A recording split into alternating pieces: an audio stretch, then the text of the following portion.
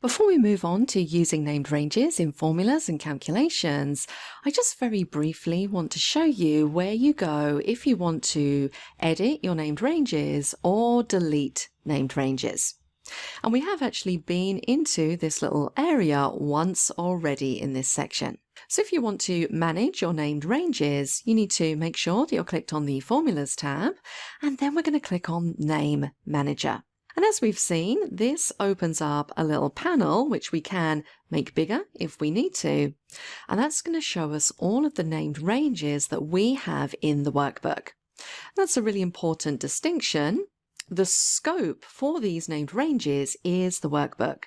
And you can see that in this column just here. And what that basically means is that these named ranges will be available to use in any worksheet that I create in this specific workbook. If I was to create a brand new workbook, then I'm not going to have access to these named ranges. Now, the other information that we can see in here is basically the name of the range, the values contained within that range, the worksheet name, and the cells that this range refers to. So you can see that all of my ranges are on the Named Ranges worksheet, and then we have those absolute cell references.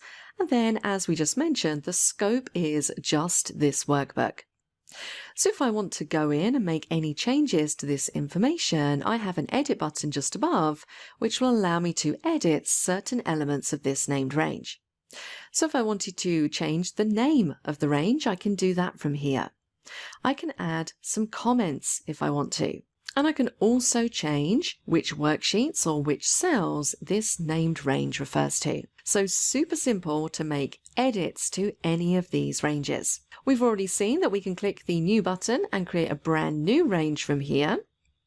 And this is also where we have the Delete button as well. So if you want to delete out any named ranges that you're no longer using, this is where you can come. And then all the way over on the right-hand side of this window, notice that we have a Filter button. Now, I will say that if you have a fairly short list of named ranges like I do here, I only really have 5 of them, then this filter is a little bit of overkill.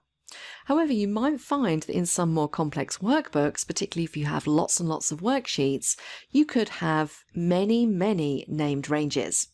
So you're going to need a quick way of filtering out the ones you're not interested in and just viewing the ones that you are interested in. And that's where this filter comes in. This basically allows you to filter your list of named ranges. So I can search for ranges which are just scoped to this worksheet or just to this workbook. I can filter for ranges with errors or names without errors. So this is particularly useful for error checking. And then I can also filter by defined names, so named ranges or table names.